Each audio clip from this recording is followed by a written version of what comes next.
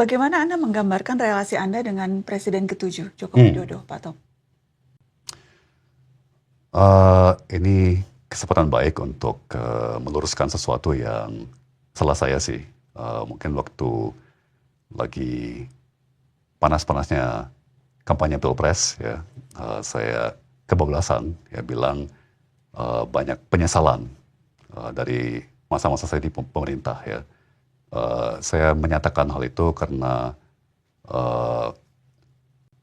melihat data kegagalan kebijakan kami ya, sebagai kabinet dengan malah menciutnya kelas menengah ya. Jadi tujuan semua negara yang mau sejahtera secara berkelanjutan adalah membangun sebuah kelas menengah yang tebal dan kuat ya.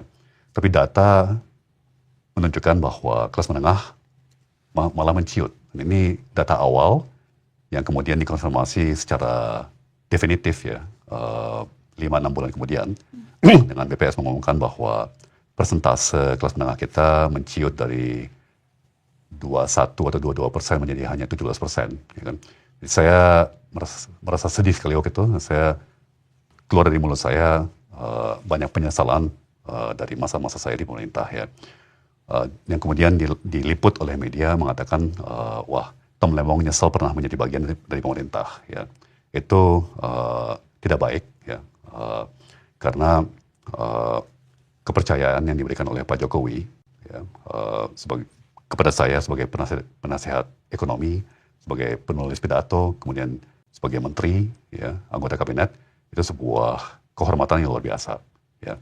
Dan saya akan konsisten mengatakan saya seumur hidup akan selalu berterima kasih atas kesempatan yang diberikan, atas kepercayaan yang diberikan ya.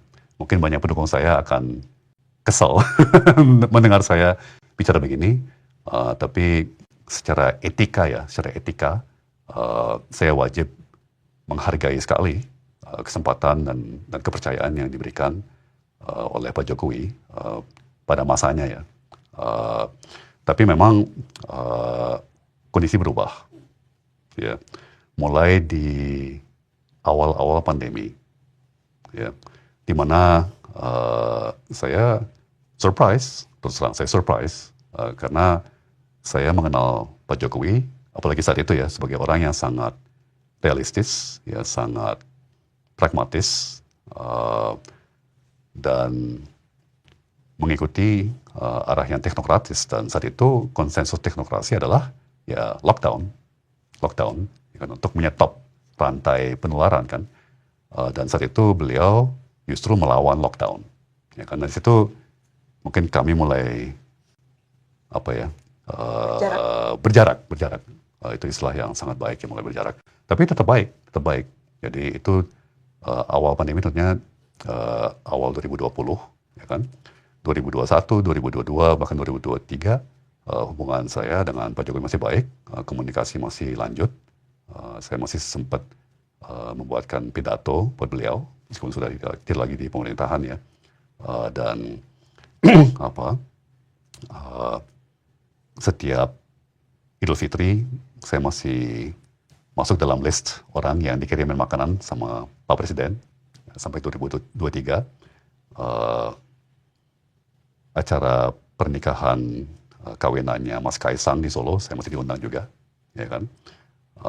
Nah mungkin retak atau pecahnya itu saat saya memang akan resmi bergabung ke tim kampanye Anies Mohaimin ya kan. Itu mungkin kita langsung berseberangan dari segi kepentingan politik ya.